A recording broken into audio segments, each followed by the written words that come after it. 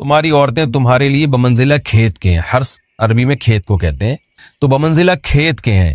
جیسے بیج ڈالا جاتا ہے کھیت میں اور اس سے پیداوار بڑھتی ہے، تو عورت کی جو ایک حیثیت ہے، نیچر نے جو اس کی ایک حیثیت متعین کی ہے، وہ بھی ایک نسل بڑھانے کا ذریعہ ہے، جس میں مرد کا جو اسپم ہے وہ بطور بیج کے ہے اور جو اولاد ہے وہ ایک پیداوار کی طرح ہے. تو اللہ نے یہ یاد رکھیں، اس آیت کو نا بہت سارے غیر مسلموں نے عورت کے خلاف بہت نیگیٹیوٹی پھیلائی ہے کہ دیکھو اسلام عورت کی توہین کرتا ہے، اس کو کھیتی سے تعبیر کرتا ہے. تو کچھ لفظ کسی اور زبان میں جب وہ جاتے ہیں نا تو وہ توہین کا معنی دیتے ہیں. عربی میں جو حرث کا معنی ہے یہ تعظیم کے لیے ہے، توہین کے لیے نہیں ہے. اردو میں جو کھیتی کا معنی ہے وہ توہین کے لیے استعمال ہوتا ہے. کھیتی یعنی جو پاؤں میں روندی ڈالنے والی، اور زمین جو ہے نا پاؤں میں گویا روندی، اس کو روندا جا رہا ہے. تو اس لیے اس کا اردو میں بالکل اسی طرح جو لوگ ترجمہ کر دیتے ہیں کہ عورتیں تمہاری کھیتیاں ہیں، تو یہ ترجمہ میرا خیال ہے اس لیے درست نہیں ہے کہ اردو میں اس کا مفہوم ہی چینج ہو جاتا ہے. یعنی گویا ایک عزت کے لیے جو لفظ اللہ نے استعمال کیا وہ ذلت کا ذریعہ بن جاتا ہے. تو اس لیے کسی بھی زبان میں جب ہم کسی بھی لفظ کا ترجمہ کرتے ہیں تو اس زبان کے ہمیں محاوروں کو دیکھنا چاہیے کہ اس زبان میں یہ لفظ کس معنی میں استعمال ہو رہا ہے. مثال کے طور پر ہو سکتا ہے کتا کا لفظ کسی زبان میں وفاداری کے لیے استعمال ہوتا ہو، کسی کو لوگ ڈاگ کہتے ہوں تو اس کا مقصد ہوتا ہے وفادار انسان ہے، لیکن ہمارے یہاں اردو میں گالی ہے وہ، اور آپ بولیں کہ بھئی وہ فلاں قوم ڈاگ کہتی ہے تو ہم کتا کہیں گے، تو آپ جب اس کا ترجمہ اردو میں کریں گے تو کتے سے نہیں کر سکتے. تو اسی طرح یہ عربی کا جو لفظ ہے اس میں بھی یہ چیز غور یعنی ملحوظ رہنی چاہیے. تو اس لیے اس کا ترجمہ کیا جائے گا تمہاری عورتیں تمہارے لیے پیداوار بڑھانے کا ذریعہ ہیں، نسل بڑھانے کا ذریعہ ہیں. فاتو حرثکم، تم اپنے اس نسل بڑھانے کے ذریعے کے پاس آؤ، انا شئتم، جیسے چاہو، وقدموا لانفسکم، اور اپنے نفسوں کے لیے آگے بھیجو، یعنی اولاد کی نیت سے آیا کرو زوجہ کے پاس اور آخرت کے لیے انتظام کرو، یعنی اولاد پیدا کر کے جو تاکہ دنیا اور آخرت میں تمہارے لیے، فیوچر میں تمہارے لیے کام آئے. دنیا بھی داخل ہے، آخرت بھی داخل ہے.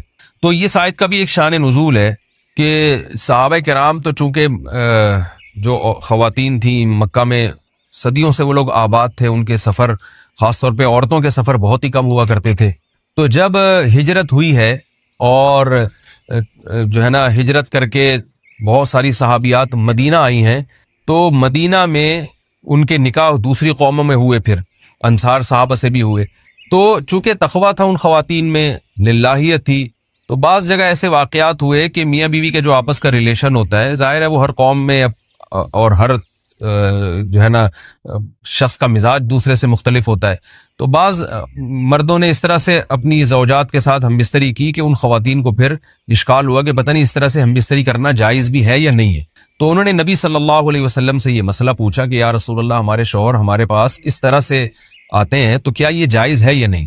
تو ان کے سوال کو بھی مبہم رکھا گیا اور قرآن نے اس کے جواب کو بھی کنایتاً بیان کیا، کیونکہ مسئلہ بظاہر حیا کے خلاف ہے.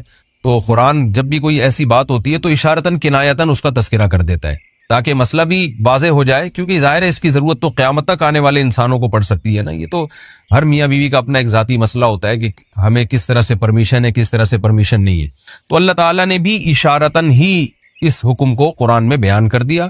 قرآن میں اس لیے بیان کیا کہ تاکہ اس میں کوئی اجتہادی اختلاف کی گنجائش نہ رہے. تو اللہ نے قرآن مجید میں بیان کیا، فرمایا نساؤکم حرث لکم، تمہاری جو ازواج ہیں، تمہاری جو بیویاں ہیں، وہ تمہارے لیے بمنزلہ کھیت ہیں.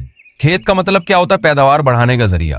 تو اس میں سب سے پہلا مسئلہ تو قرآن نے یہ بیان کر دیا کہ زوجہ سے جو ہم بستری ہے وہ صرف اسی راستے میں جائز ہے جس سے اولاد ہوتی ہے، کیونکہ عورت کو اللہ نے بنایا ہے نسل بڑھانے کے لیے.